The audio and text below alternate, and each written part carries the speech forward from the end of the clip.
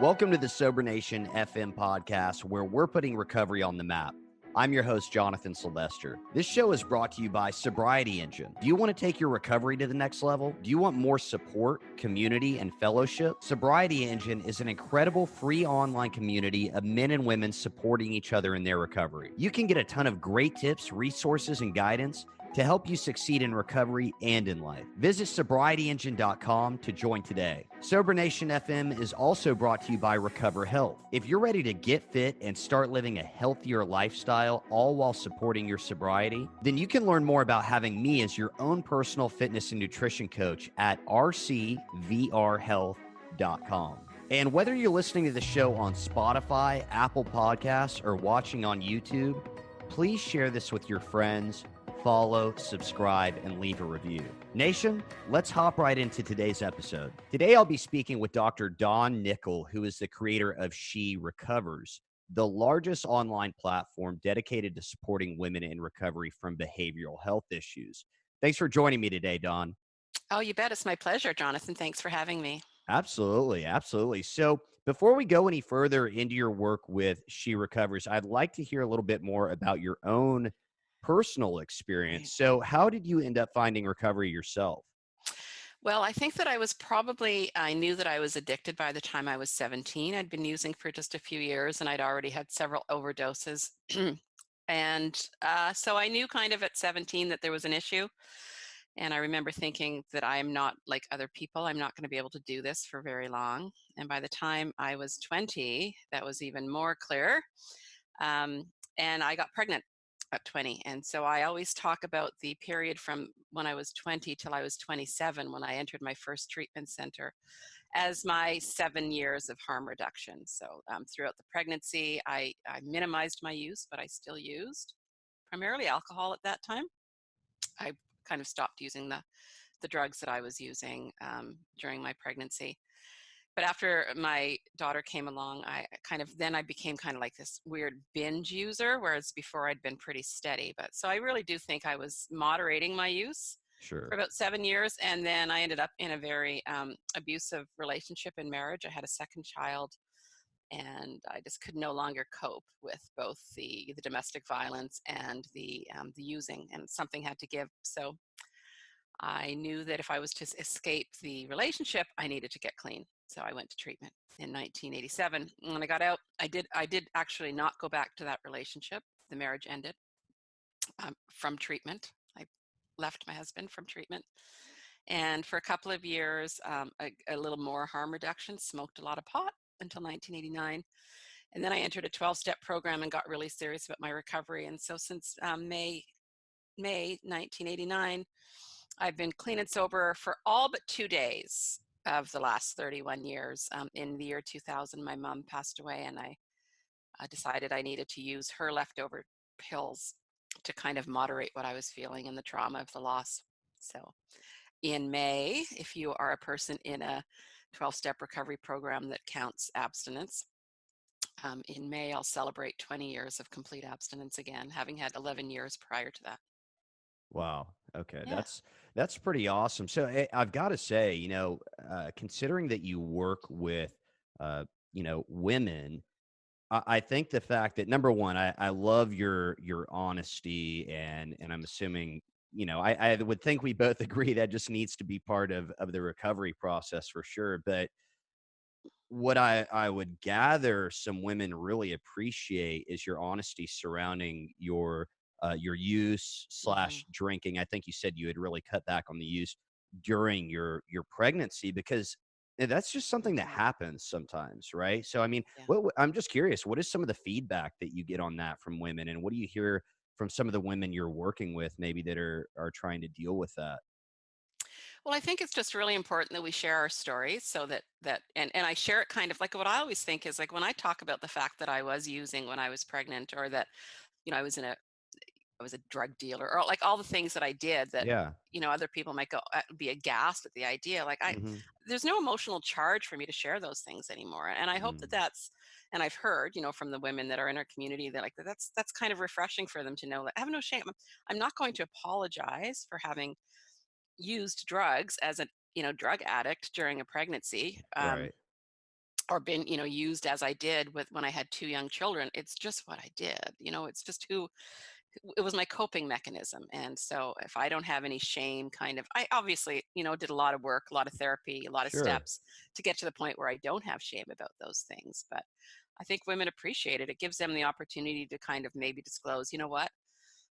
I did that too, and I've just been afraid to tell anybody because I'm so ashamed. And I mean, shame is just the great contributor to addiction, right? So It it's just is. not, I don't run around saying, rah, rah, aren't I great? I did all these horrible things, but Right. they were just the things I did. They weren't who I was. So, Well, and what a gift that anyone can get to a point where you're not living. I really like how you describe that. Like yeah, there's not that emotional charge surrounding that yeah, anymore, which is just such an incredible gift. And I'm sure we're going to yeah. get into a little bit more about how you were able to get to that point and how you Hmm. help other women get to that point. So tell me about how She Recovered was actually started. Where Mm. did all this come from, and what is it all about? Yeah. So in my recovery, again, I was really involved in a 12-step program for people in recovery from drug addiction. And, for many, many years. And at various times in my life, when my mom was terminally ill, when I went back to school and I ended up staying for 13 years and getting 3 degrees, including a PhD. There just, there were times when I just had to supplement my 12-step recovery program with other modalities, primarily therapy, mindfulness, meditation, kind of spiritual search, all those types of things. And so I would kind of go in and out of my 12-step program depending on, quite frankly, sometimes depending on the judgment from the people in those rooms about, whether or not I was going to enough meetings or whether I was doing enough service. Other people trying to tell me how to do my program. Yeah. And, I still consider myself a member of that program and I still go to meetings. But I started supplementing with so many other things. And what I realized was there are just so many other things that I'm recovering from that Hmm. I couldn't just go to a place that was for drug addiction. I mean, I couldn't, because I wanted to respect the traditions and the sole purpose of those meetings. But Sure. I had things to talk about like love addiction and eating, disordered eating and workaholism and all the things that I was struggling, codependency, all those Mm. things. So I just kind of cobbled together my own approach. And then in the year 2011, I actually hit the wall with what I was struggling with the most and had been for 5 years, which was workaholism. I was working three jobs, three careers basically, so Wow. three full-time jobs. Wow. I'd lost my mom, I'd finished my PhD, I'd gotten cancer myself, and I felt like when I finished my PhD in 2005, I remember just having the sense of, oh my gosh, I'm 45 years old at that time, and I'm so behind in my life, and I've just got to, I've got to do all this, I've got to get all this financial reparation from being in school, and my husband had sold his business, and that I just had all this stuff that I had to do to make up for time that I'd spent being an addict, Mm. being in recovery, having cancer, being in school, taking care of my mom. And I started really going fast, and I managed to really go fast for about 6 years. And then I hit a bottom that I always describe as just the same as just as scary as hitting a bottom with drugs. I felt empty and depleted. My relationships were in tatters around me. I was having physical manifestations of the stress from overwork. I was blacking out. I mean, I would drive home from Wow. work and pull into my driveway and not remember the 15-minute drive from my Wow. office. Wow. Yeah, it was insane. So I ended up going to my doctor because I couldn't, I would lose words. And I thought, oh, I have early onset of Alzheimer's. So I went to my doctor and I described my symptoms to her, and she asked me some questions about my life. And she just said, you're stressed, you're burnt out. You have all these things kind of going on with you and you need a break. And I remember saying to her, okay, I would take a couple of days off. And she laughed and said, no, you're going to be off for months. Like, I don't think you realize how dangerous this is, the situation you're in. Mm.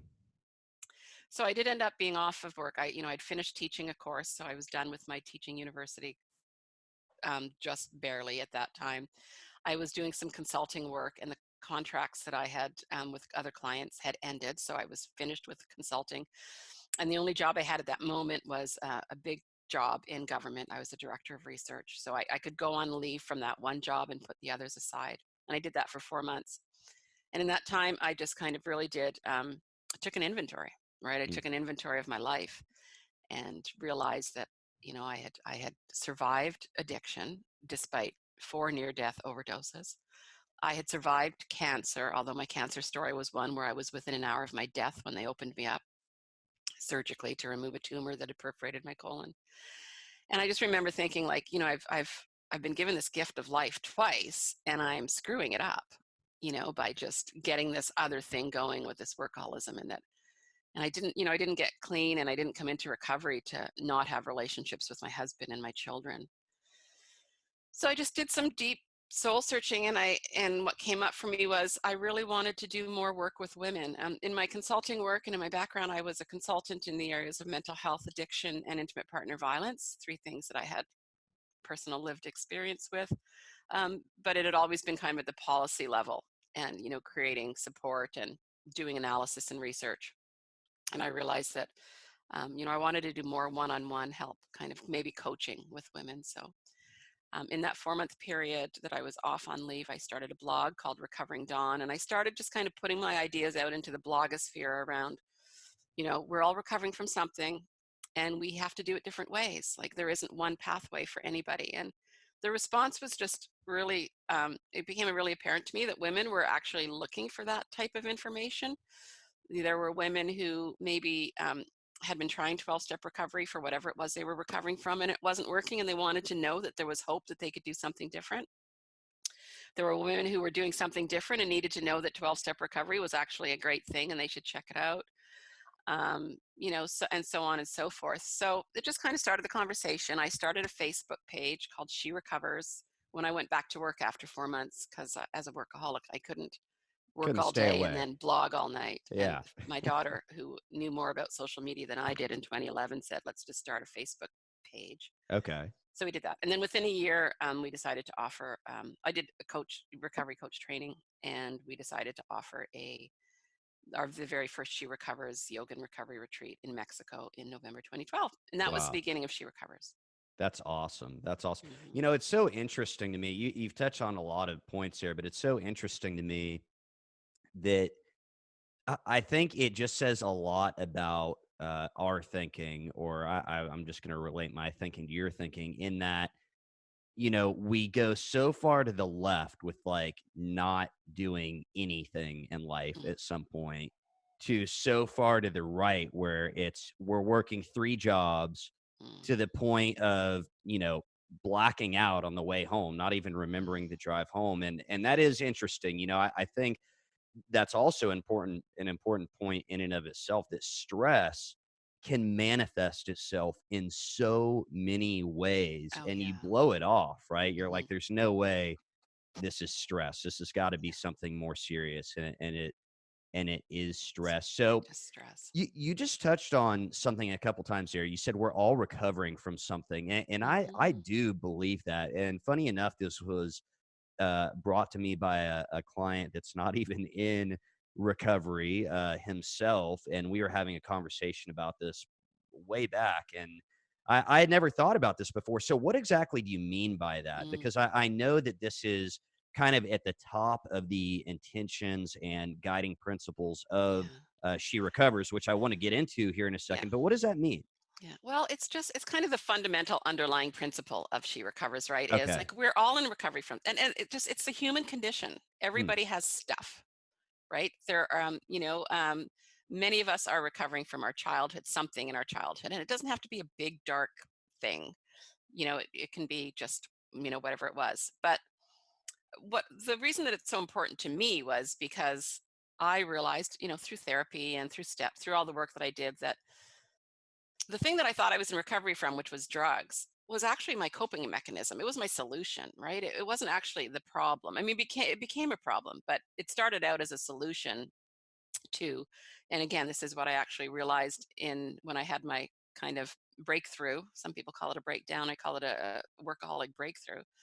Was that I had been self-medicating with work and with drugs and with relationships and with food and all the things that I self medicated with to cover up underlying anxiety that I hadn't even Hmm. realized I had. And so I kind of did, and again, another inventory with my therapist around, like, when did your anxiety start? Like, how long have you been anxious? And I remember thinking, like, I don't know what you're talking about. I'm not anxious. I'm confident. I'm like a go-getter. I don't have anxiety. And then really digging in and realizing that I was an anxious little girl. I was a really, really anxious little girl, and that anxiety has always been with me. Hmm. And so for me, the power of knowing that and kind of what it's done in this next stage, like my third act of my life and of my recovery, is just kind of acknowledging and respecting that, right? That it's, and I can talk about that. I can talk about being in recovery from cancer, from loss, and somebody's going to relate to me, right? I mean, I think Sure. in large part what she recovers is about is we want to eradicate the stigma around recovery, Hmm. regardless of what it's about. About 80% of the women in our community are in recovery from substance use disorder. They Okay. also identify as being in recovery from all the things that go along with that. Another 20% may not have a substance problem, but they might be codependent, love addicted, shopaholics, workaholics, all of those other things. So when I started talking about we're all in recovery from something, what started happening was it created a more inclusive space for women to come together and talk about healing. And it also provided women an opportunity to come and be part of that space and not have to disclose anything that they were ashamed of. So, for instance, at our retreats, many times we've had women, because we've had 34 retreats in the last 7.5 years. And we've had women come to our retreat in the beginning when people are sharing about what they're in recovery from. They'll say, well, I've just had a lot of addiction in my family and I feel like I need to recover from that, the adult child stuff and everything else. And as she listens to everybody else talk about the things they're in recovery from and all the different things and manifestations, towards the end of the week, we've had women say, I didn't want to say it because I'm ashamed, but the addiction problem in my family is me. I have Hmm. the addiction.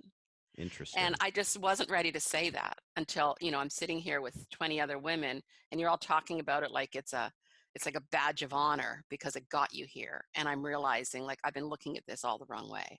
So I Wow. guess, so that principle kind of comes from the fact that I believe with every cell in my being that it's true, that we've all got something. And then I've also seen the power of the permission that that gives people to just come and hang out and be in recovery and not really have to, disclose or talk about what they stopped using or when they stopped using it. Yeah, that makes a lot of sense. And I'm Mhm. also thinking that kind of like you were touching on there, very rarely am I talking to someone just like a buddy in recovery maybe that doesn't have some type of other addiction going Yeah. on, whether it be shopping, Right. gambling, sex addiction, uh so I think you're right that everyone is recovering from something, and a lot of the times it's multiple things. It's Yeah. very rarely, I think, just one singular addiction, right? Yeah. And um, I think that's really cool that you're providing, like in these retreats, for instance, a place where a woman can come. And maybe she hasn't been introduced to a 12-step program, or maybe she just went and didn't feel comfortable, or whatever the case may be, but she's getting that experience that I think is Mhm. so powerful and was so powerful for me in a 12-step setting, where it's for the first time I'm not feeling shame or guilt Yeah. over what I've been dealing with. Like, I am feeling empowered. I'm feeling hope Yeah. because I'm seeing all these other people that are dealing with the same thing, or in this case, all these other women that are dealing with the same thing. And it's like, wow, this is a safe place Yeah. for me to say, this is what I've been dealing with. Yeah. Because all of these other women have used that as kind of their launch pad or their Yeah. jumping off point Yeah. to recovery. I think that's so incredible. Now I want to go into some of the other guiding principles here, Mhm. and so I really like this one. I just want to touch on a few here. Yep. These are all so good. But we believe in early intervention.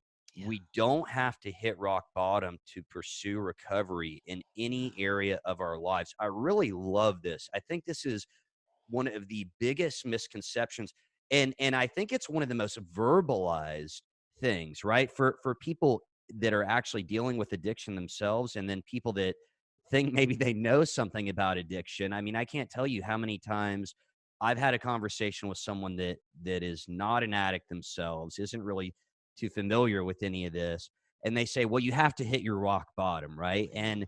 And I Mhm. think so many people, come into a program of recovery thinking that, and it's like, Yeah.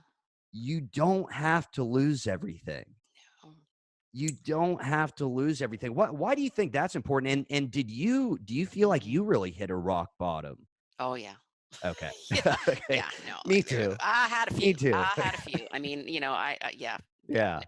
I was, I mean, I, yeah, my use was off the charts, and in a Hmm. very short period of time, Yeah. originally like 15 to 20, and then, Right, right. moderated, but still like amazing binge, incredible experiences for that 7 years that I was doing my harm reduction.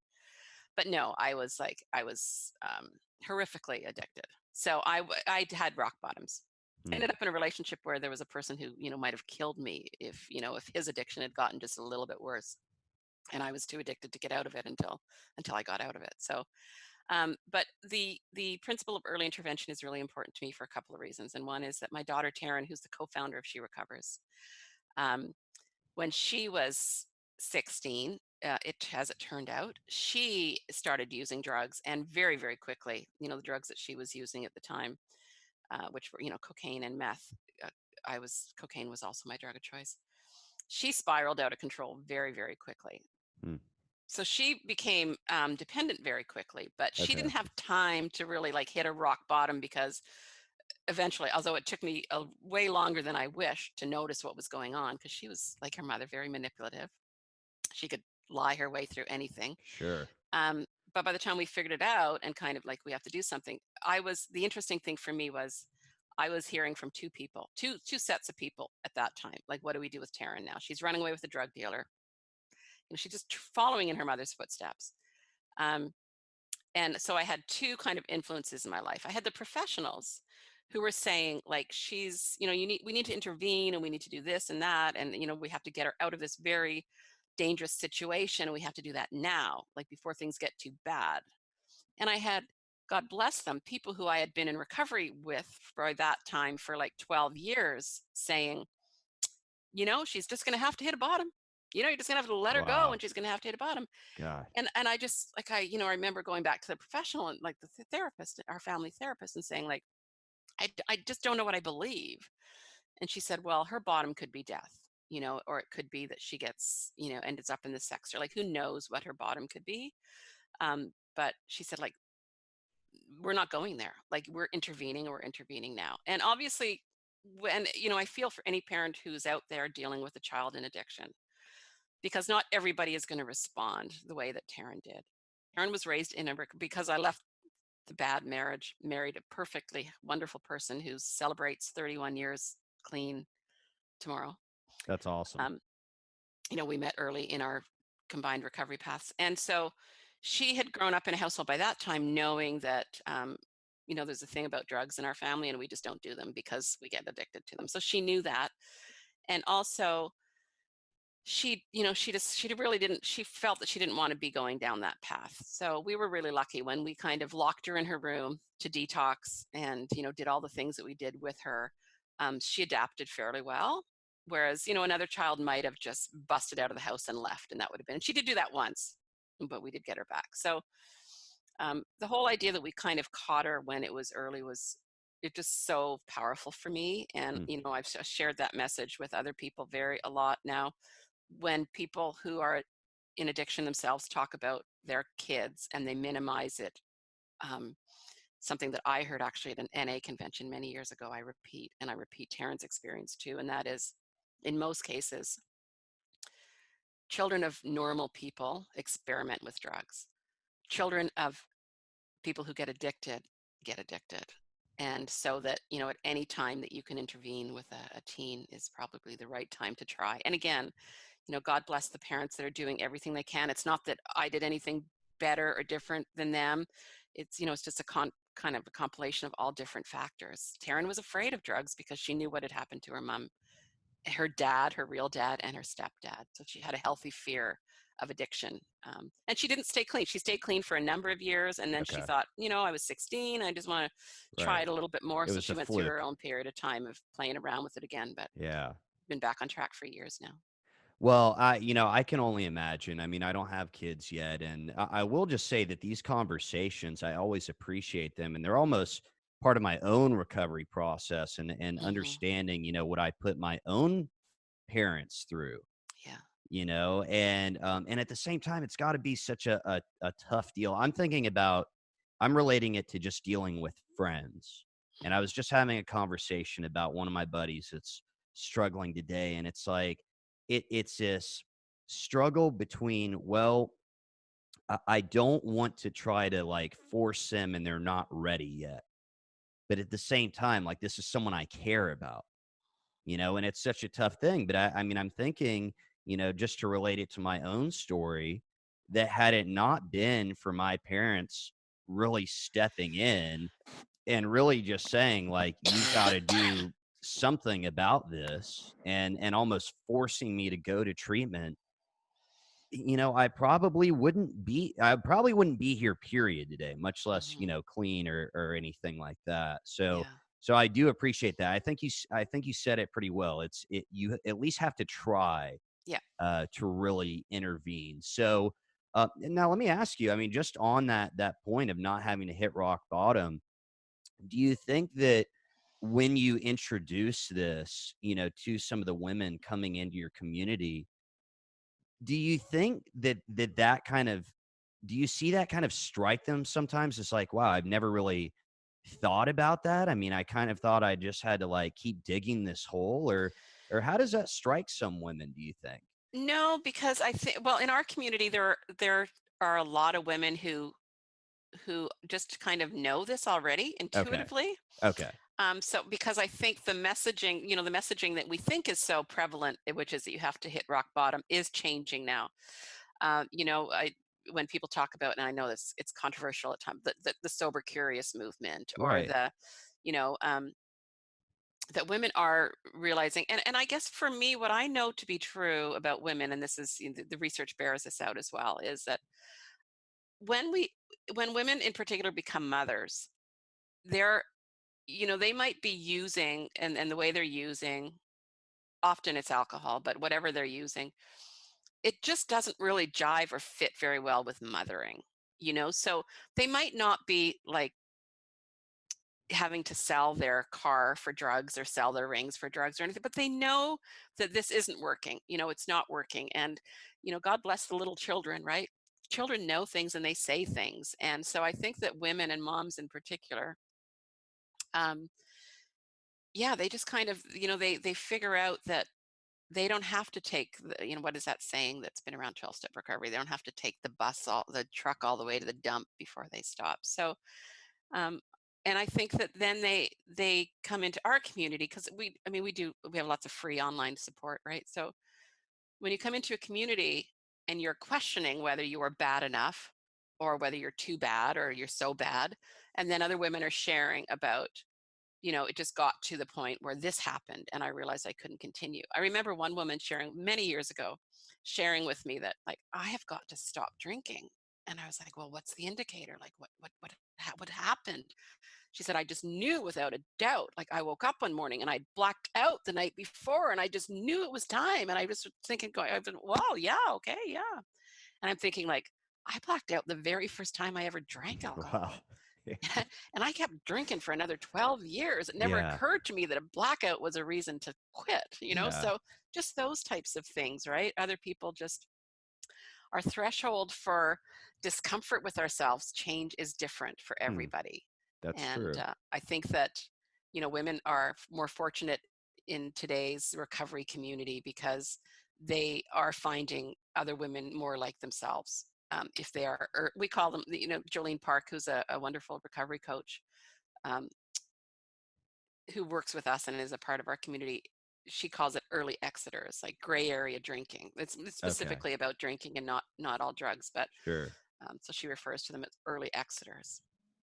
Well, I really like that, because and I think it just goes back to what I think a lot of people do. I mean, one of the first suggestions I was given going into a 12-step program, going into my first couple of meetings, was to look for the similarities, not the Hmm. differences, right? And I Yeah. think we just we're human, and even though we're not being judgmental necessarily of these other people or of someone else that's sharing, we are judging. Like that's just Yeah. naturally we're judging the situation, and our minds are saying just kind of the protective mind is saying, yeah, that's not me. Yeah. So I think that's so great that they're to have a community where even some of these gray area drinkers are included, Mhm. because like you said, they're recovering from something. Right. Yeah. And especially when you think about early intervention, again, my PhD is in healthcare policy, and in healthcare policy, or even like in medical policy, in like the medical field, we recognize that there's prevention. We want to prevent disease, we want to address it early, and then we want to address it when it's in its chronic, and then we want to address it like if it's it's kind of at the end or whatever. But in addiction, it's like we save all the money and all the resources and all the attention for the people at this end of the spectrum. And with the opioid crisis in particular, it is important that the resources go to those people that are in most immediate danger of losing their lives from what Right. they're doing. Right. Clearly, I'm not suggesting that we take away from there.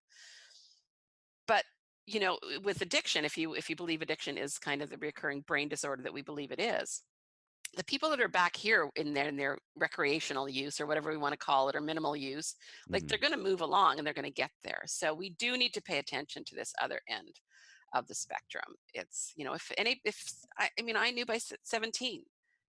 It wasn't, we weren't in a day where people would say, hey, this kid keeps ending up overdosing on pills and other drugs in the hospital, we need to do something about it. It was just kind of like, okay, we got her through this crisis, now let's send her back out in the world and see how she does. There was Mhm. never any idea that it could get worse or that it would even continue. Everybody thought, well, if you overdose, surely you're going to leave here and you're going to do something different and not be back here. So, Right. Yeah. Well, and I think again that the prevention has to be there.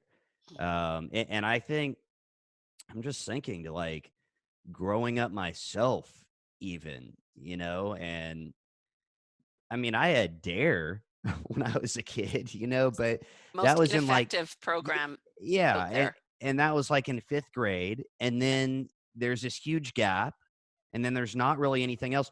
So Mhm. I think that just goes along with what you were saying, and it's so important that the stigma, and I think in some part at least, the stigma is starting to change, and I've Mhm. had this conversation many times. We've got more celebrities coming out. We've got the sober curious movement. We've got, I mean, I would say a big indicator is look at where the money is going. And when you see, liquor companies starting to invest a ton of money in non-alcoholic, really zero alcohol beverages, Yeah. that's a sign of the times. That's Yeah. a sign of a shift, and hopefully this stigma changing Mhm. gets more people talking, and I think it is. I think it is starting to change a little bit.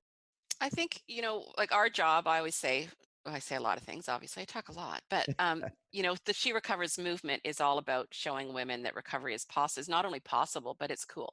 It It's is. amazing. Yeah. It's wonderful. And um it's that recovery isn't a death sentence. No, Everybody not thinks it is. If they're, take my drugs away from me, take my alcohol away from me, I'm never going to have fun again as long as I live. yeah. And that takes a long time for people to lose that idea, but I think I you're do right. believe that it is changing. People are recovering out loud, right? Which is our last principle, Hmm. where we talk about, we need to recover out loud when we're ready. And that's only when we're ready, so that other women can find us and join our movement.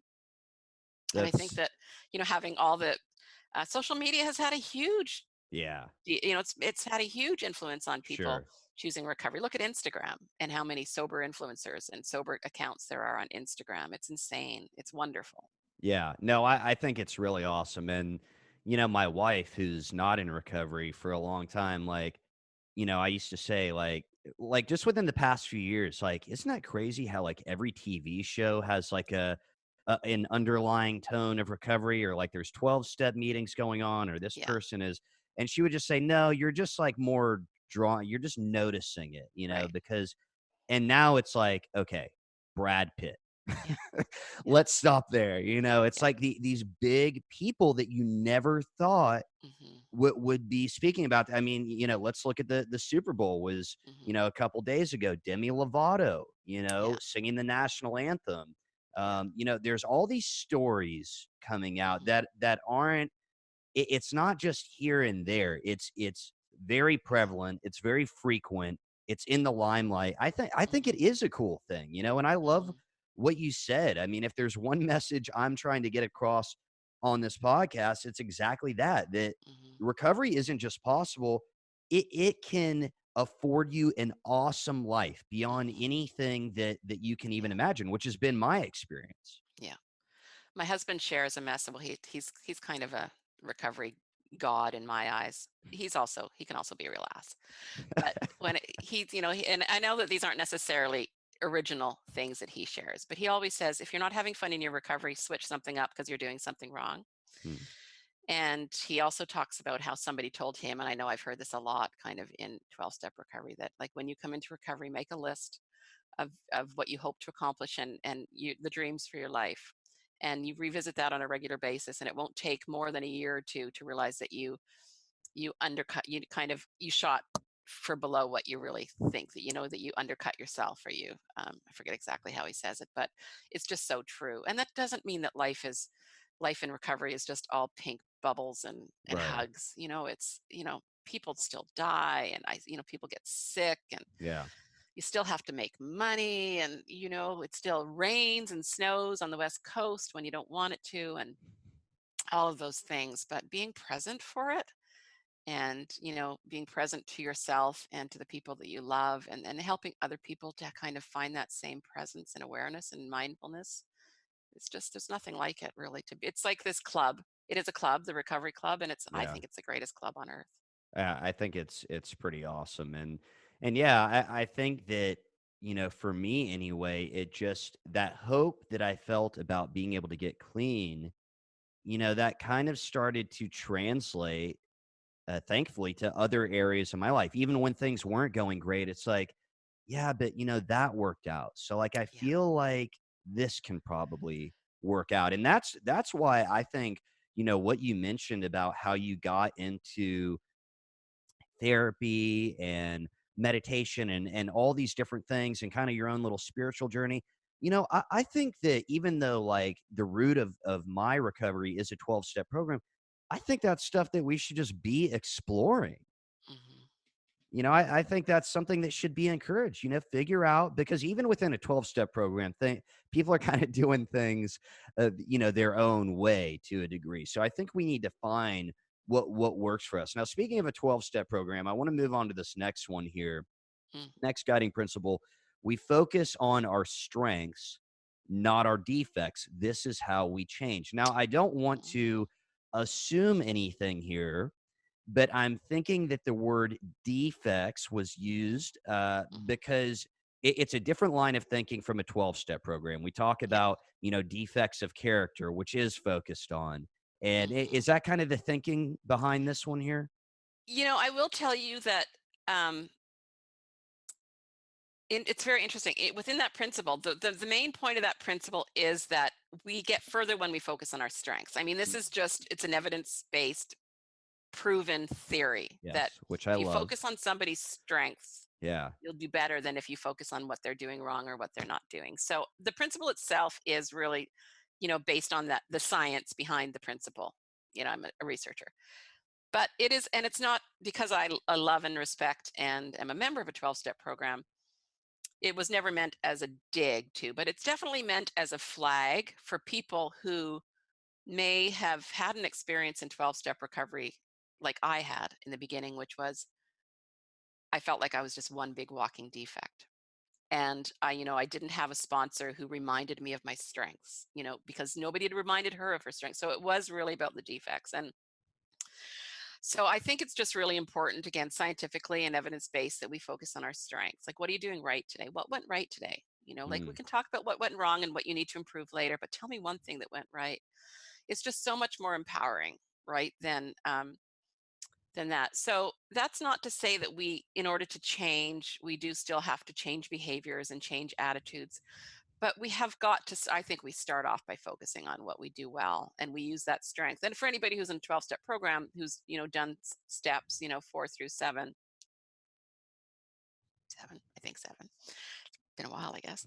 Um, when we look at when we, you do your inventory and we look at characteristics, right? And we look at a characteristics, we're often led to identify that when I'm doing this healthily, it's a good thing. It's just the other side of that is a defect, right? And so I just ask us to switch that, that focus on your strength. So my strength might be that I am, one of my strengths is I'm compassionate and I'm interested in other women, and I want to I want to be there for them, and I want to answer all their messages and all the texts and everything else. Well, the other side of that is I could become people pleasing or codependent or just not take care of myself. Like, so I have to kind of focus on my strength. My strength is compassion and passion for women in recovery. But I need to make sure that I also take care of myself and I preserve my own energy, and that I practice self-care and all those types of things. So I just think it's really, really important when we get into recovery, regardless of whether we're going to 12-step meetings or we're just joining a Facebook group or an online program such as the excellent one that Sober Nation has. We're feeling pretty beat up. We're Mm, feeling pretty raw. We feel like, if I am I allowed to swear? go for it. We feel like It's a piece of shit. We yeah. like, we come to Yeah. recovery knowing like I am just the biggest piece of shit on this Mm-hmm. planet. Mm-hmm. And the first thing we end up doing very often is, we start hearing about all these defects and having sponsors who help us to identify. Luckily, we have the first three steps, so we don't go right into that. But I bet if we did a survey of everybody in 12-step recovery who's ever done a fourth step, and we asked them, like, what was the emphasis on in your fourth step? It would be their defects and their Yeah. resentments, and it would Mm. not be their strengths. But an inventory always has two sides of the ledger, That's right? true. And I just think that we don't focus enough on our strengths. That's So true. that's Yeah. what that's all about. And I really love that. Well, and you just use the word ledger, and I think that's a really good way to put it because if we want to talk about an inventory in a 12-step program, like in the Big Book of Alcoholics Anonymous, it's talking about it's giving the idea of a shopkeeper, right? And so, yeah, you need to have the bad stuff, the stuff that isn't selling or is out of date or expired or whatever it is. But you also need to know what's there. Like, what are the assets? What's on the Hmm. good side Yeah, of the ledger, right? yeah, And I think this is so important because I think early on in recovery, like, although I did start getting into, just things outside of the 12-step program, pretty soon, just in terms of, growth and mindset and all these different things. But, I think positive thinking is just so important. I think that gets like yeah. blown off a lot of the time, Hmm. or people maybe in a 12-step program want to say it's pink cloud or, kind of blow it off. It's so important though. And so when I'm only focusing on, and I will say, I'm into the science, I'm into the facts. What does the data say? So I Yeah. appreciate you bringing that up, but I need to look at the good more Hmm. than the bad. It's just the reality. If I'm always focused on the bad and how Yeah. I am bad, Hmm. I'm continuing to tell this lie to Yeah. myself that I'm just going to be bad forever and life's just going to be bad, and that's just the way it is. I mean, it's why we need recovery, right? Is because we grew up receiving messages or developing our own messaging to ourselves that we're Mm, just not enough. We're not worthy enough. We're not good enough. We can't do mhm. anything right. We have nothing to offer. Like that's what S- got us here in the first place, I think, for many of us. So I just think it's really, really important. And having that as an intention guiding principle is just that reminder. Yeah, that makes a lot of sense to me. So I need to ask. So you got started yourself in a 12-step program. We've been I did. talking a lot about 12-step programs here. What are your thoughts on 12-step programs for women? I two funny things I want to say that right now in the recovery community, I find that there's such a it's been really disturbing in our community and other online communities to have this kind of polarized this conversation that polarizes 12 step against individualized pathways. For She Recovers, 12 step is a pathway that I think every woman who needs recovery should explore 12 step recovery and see if it works for her. I Okay. would never say stay away from it. I think everybody should explore it. I'm a privileged white woman who can go on retreats, who can hire a therapist, who can go to yoga classes, who can, pay for all these different things. 12-step programs are the most accessible, free program out there. So who am I to ever say you should not go there because the language is outdated and a little bit archaic?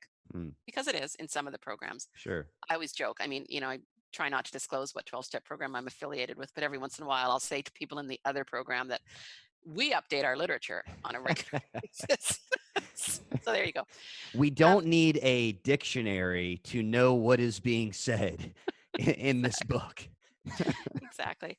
So I think that and I just think that, as many people point out, and Tommy Rosen did a wonderful YouTube discussion. It's on YouTube. I forget what it's called, but brilliant about this just last week, because there's been all these things blowing up in the recovery community, especially the online recovery community, about this polarization. Um, he talks about 12 steps. The spiritual principles in 12-step programs are the same spiritual principles that you're going to want to invite into your life if you're working a recovery pathway. And yet also, Yeah. if you're agnostic or if you're atheist or you don't want anything to do with even the word spirituality, then we can call them universal truths, and they're still going to, going to be working for you. So my position, She Recovers position, is that 12-step recovery is one of the most available and proven, I believe it's proven, methods of recovery. And I think everybody should check it out. If you go there and it doesn't fit for you, that's okay. You can find some other things. Some women, do an individualized pathway, and after a few years, they check out a meeting because they want more community, and they've got enough recovery to go in there. And when somebody tells them they have to go to 90 meetings in 90 days, they have enough confidence to say, "Screw you!" Like, no, I don't need to do that. Thank you. Nobody's going to make me do that. I Right. wrote a blog a little while ago called "Dear Women in 12-Step Programs," where I talk about how we could, as women in 12-step recovery, we could just do a little bit better with some of the messaging, the fear-based driven messaging that we give women when we meet them new in recovery. So Mm, sorry, I'm not really answering the question. She Recovers thinks everybody should check it out. okay. My own personal recovery, I will always maintain membership in my 12-step program. I Yeah. am a member because I say I am, and nobody can make me go away or tell me that I have to leave because I'm not currently sponsoring, or I don't currently have a sponsor. I'm not working a set of steps, and I'm not doing service in that program. Um, they just can't. And so that's kind of my feelings on it. The other thing I kind of did, which is I shouldn't be talking about this, was I made a declaration the other day in our internal online free community and said, from now on, when anybody asks me about 12-step recovery, I'm just going to say, does it save lives? And any program that saves lives is good by me. Because I Mm, talked about not wanting to, like, just wanting to get beyond the conversation. It's been yeah. going on for Yeah. so long Yeah. that it's like people are dying out there, and I don't think we have to. I don't think we have to really talk anymore about 12-step or not 12-step. I think we have to talk about whatever works for you. Yeah. I agree, and I'll just be honest, like my thinking on that has changed. And Me too. a big part, because I was one of those people that was just like 12 steps, like, do it or die. The thing is that one of the reasons that I really like doing this podcast is because I'm learning Yeah. and continuing to open my mind to the different ways that other successful people in recovery are doing things. My way Yeah. is not the only way. Exactly. One of the most powerful things I think that happened for me in recovery was that mindset shift. Hmm. Because I was that person too. I just repeated what people told me. Yeah, yeah, If you stop going to meetings and you're actually, you're either, what was that thing? You're never, you don't coast in recovery. You're either taking one step back or one step forward. First of all, I think you can coast in recovery, personally. I don't think you want to do it for a really long extended period of time, but you can coast every once in a while. yeah, But my observation over the years was and just speak to women, but it was men as well. People who I knew that they didn't feel at home in my 12-step program. It didn't work for them. The language didn't work. The expectations didn't work. The steps didn't work. First of all, a lot of people come in with trauma. So the idea that you're going to sit down and all of a sudden share the most traumatic things that ever happened to you with another yeah, human being who's not a professional, like all the reasons that it might not work for people, was happening. And we would see these people leave, stop going to meetings and leave. And inevitably, some of them did then start using and die. And I saw that as, oh, they died because they stopped going to meetings. But then I really, a few women who were very close to me who I knew, and I knew how they'd struggled with wanting to fit into what we were doing. And they couldn't, it wasn't true to them. And I had to shift my thinking started about 15 years ago. And what I saw was when they left the 12-step program, they felt like they were being true to themselves because it wasn't fitting for them anymore. But then the shame and people would stop talking, like people would stop being their friend because they weren't going to meetings anymore. They didn't have anything else to go to. So they would feel like, well, I've left the program. They're telling me I'm going to die. It's almost like a self-fulfilling prophecy. So that's when I really started changing my mind about it and realizing that not everybody's going to recover in 12-step programs. And thank God that now women and other people are learning that there are other ways, that you can do it a different way. They don't have to go off and not be in recovery and potentially not get the support they need and potentially lose their lives. So, I also have a really dear friend who lost her daughter to addiction, who yells from the top of the top of any mountain she can find, about how important it is that we give everybody permission to recover, because her daughter didn't have that choice. Her daughter was one of the ones who received that messaging that, you know, if you're not in recovery in 12-step programs, you're not in recovery. Yeah. Yeah. And I think, unfortunately there's just still a lot of, some of the old school stuff is great. But, I think again, it's you I think there is a fine line between I'm going to take what works for me and leave the rest, because sometimes I'm just Yeah. that also equates to doing the bare minimum, right? So it's like the thing that is old school that I really like it from a 12-step program is to thine own self be true. Yeah. It's what is really working for, like, let me get honest with myself about this. Like, am I not doing something because it's hard work, or am I not doing something because it's just really not a good fit for me? Right. And I think we have to have those conversations with ourselves. Yeah. So I want to ask you, you guys have a few events coming up. So tell me a little bit about those. I know you have one going on in Miami. Oh my gosh. I don't even know where to start. Where do we start? What day is it? It's February yet? Yes. February. Our next thing is a professional symposium in Miami at the Biltmore Hotel. So it's a one-day symposium for people in the industry who are in the medical profession, other professions. We have a keynote speaker, Dr. Stephanie Covington, who's kind of the expert in women trauma and addiction, and then a number of other great speakers for the day. We have CEs, like professional CEs, so professionals can come to the Biltmore for that day. And the next day, we launch our third Women in Recovery conference. So we've done She Recovers in New York City in 2017, She Recovers in LA in 2018, and now we're doing She Recovers in Miami. So it's a 3-day Wow. celebration of women in recovery. Got all sorts of exciting things going on, speakers and pool parties and sharing circles and a marketplace and activities and a run. My daughter, Taryn, co-founder, will be teaching yoga. Nikki Myers from Y12SR will be teaching a yoga class and speaking. It's just an incredible weekend. 600 women all in one place, all celebrating recovery. So that's taking place. In June, we have our very first retreat specifically for professionals. So we've hosted 34 retreats for women. And in June, we're hosting our first 4-day retreat for women from the legal professionals, from the Oh, legal wow. profession, Okay. and then another one for professionals from the healthcare profession. So these are women who are in recovery themselves, Wow. but specific. And then July, we have our West Coast retreats here on beautiful Salt Spring Island over here on the west coast of Canada. They're all sold out. And then in September, we're doing 2 retreats in Sedona. So you guys And have nothing going on, basically, not much. is And then, yeah, and then just Taryn's doing her second training of She Recovers yoga teachers. So she wow. trains yoga teachers who are already yoga teachers in She Recovers yoga. So they become She Recovers designated yoga teachers, trauma informed. Yeah. That's awesome. I mean, all Yeah. these events sound That's just our events. We also have a yeah. podcast we're on, In the Rooms. We have a coaching program. We train coaches. We have coaches for hire. Yeah, there's a lot. I'm a Wow. workaholic. Did I mention that? You may have mentioned that. Yeah, I work with a few others. So Well, I mean, it sounds like you guys have an absolutely incredible, growing and thriving movement. So important for everyone in recovery, but definitely women who are in recovery, like we've been talking about, for various reasons, from various and multiple things. So, before we wrap up, what is one piece of advice that you'd like to share with the Sober Nation? Just be curious.